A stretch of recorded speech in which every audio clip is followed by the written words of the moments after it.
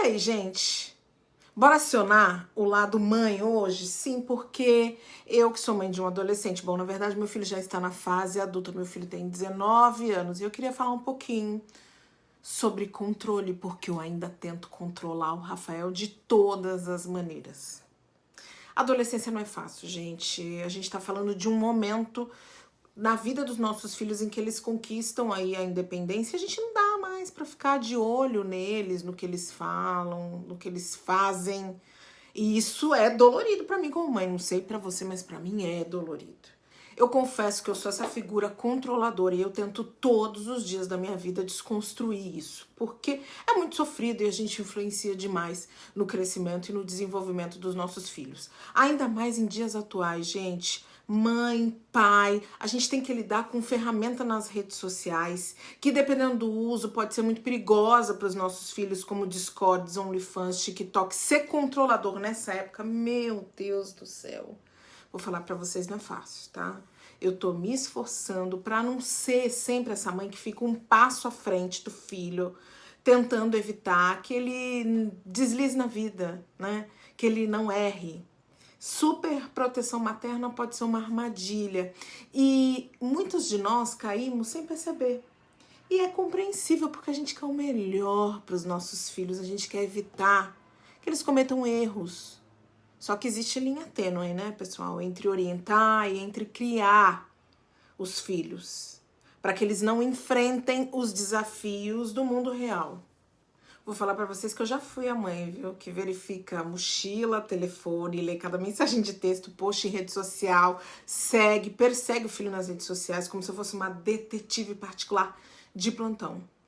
Meu filho não podia dar um passinho falso, gente, que eu ia estar lá sempre pra intervir como se eu fosse ali, sabe, a super heroína pra impedir o crime, o deslize, a queda, o erro? Obviamente, fiquei cansada, né?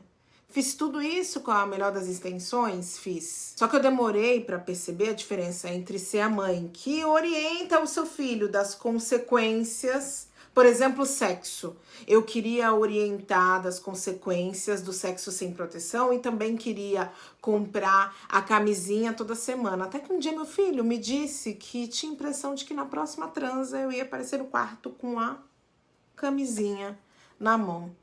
E aí quando ele me falou isso, me senti uma idiota, lógico, quando eu ouvi, claro. Quis bater nele, porque onde já se viu falar assim com a mãe. Só que eu refleti e percebi que se eu tivesse sempre à frente com a camisinha na mão, ele não ia precisar passar nem pela experiência de se preocupar em se proteger na hora do sexo. E aí, você pode pensar assim, mas... Ai, camisinha, que exemplo bobo. Mas esse é um exemplo que ilustra muito bem a questão da responsabilidade. Porque se uma mãe tá sempre resolvendo os problemas do filho, como é que ele vai aprender a tomar as decisões e a enfrentar as consequências das suas ações? Gente, eles podem crescer acreditando que o mundo gira em torno deles. E tem um monte que a gente conhece que cresceu e tem alguns até que estão tentando presidir, ser vereadores, deputados de um país. Gente que nunca assume a responsabilidade por nada, são eternas crianças e que não conseguem comprar nem mesmo a própria camisinha. E aí, sabe o que vai acontecer nessa história da camisinha que eu contei pra vocês? Na primeira consequência frustrada de um sexo sem proteção, a culpa vai ser de quem? Da mãe. Por quê? Não comprou a camisinha. Olha que loucura, né? Às vezes eu fico pensando o quanto a minha superproteção pode sufocar a independência do meu filho. O quanto ele perde a chance até de errar e de aprender com os erros dele mesmo, porque ele pode se tornar um adulto inseguro, incapaz de tomar a decisão por si mesmo, se não errar. É como uma cena que eu assisti no filme do Ray Charles, conta a história e a vida desse grande músico, dessa lenda do jazz que é o Ray Charles, e que ficou cego ali mais ou menos aos 7 anos de idade. E logo quando ele era criança, uma hora ele cai. E ele fica procurando a mãe para que a mãe ajude ele a levantar. E ela tá na cozinha vendo ele no chão.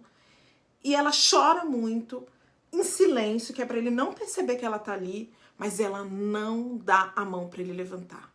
Ela deixa que ele se levante sozinho. É sobre isso, gente. É sobre a possibilidade da gente permitir que os nossos filhos errem para que a gente possa prepará-los para a vida. E sobre a minha imensa tentativa de não colocar sobre os ombros do meu filho a responsabilidade de ter que atender em vida as minhas expectativas para ele. É só sobre isso. Na verdade, essa coluna de hoje foi terapia, tá? Para que eu possa falar e me ouvir e refletir sobre o que eu tô falando da minha maternidade. E você é mãe? Me conta, fala para mim nos comentários como é que você lida com os erros dos seus filhos. E se você for pai, também quero te ouvir. Qual